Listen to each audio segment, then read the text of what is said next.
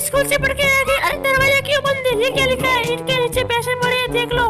अरे हाँ, ईंट के नीचे पैसे तो पड़े हैं। अरे हाँ, मम्मी ने मेरे लिए 5 रुपए छोड़ के गई है, अब इसके मैं मैगी खाऊंगी। अरे आज तो मालिक हाजिर नहीं है, जल्दी से बहुत सारी मैगी खा लेती हूँ। ये लो दीदी 10 रुपए, मुझे एक 10 वाली मैगी दे दो। अरे मेरे पहले कस्टमर आ गई, बेटा मैं मैगी लेती तू। अरे दीदी मैगी लेने की जल्दी से मसालेदार नूडल्स खा लेती हूँ, उसको पता भी नहीं चलेगा। ओह ये तो बहुत टेस्टी है, मसालेदार। ओह ये तो बहुत तीखा भी है। अरे हाँ ये रही मैगी, ये लो मेरी तेरी मैगी। हाँ दीदी ला दो मुझे, मैं मसाला डाल के इसे यही बना के खा लेती हूँ, बहुत भूख लगी वैसे भी। अरे दीदी थोड़ा पानी मिलेगा क्या? अरे हाँ बेटा रुको अभी मैं देती हूँ, ये लो ये पानी ले लो। अरे हाँ दीदी दे दो थोड़ा पानी। और जब तक मैं मैगी बनाती हूँ तब तक अगर आप भी जीनियस हो तो वीडियो को लाइक और चैनल को सब्सक्राइब कर देना और कमेंट में इसका उत्तर जरूर बताना।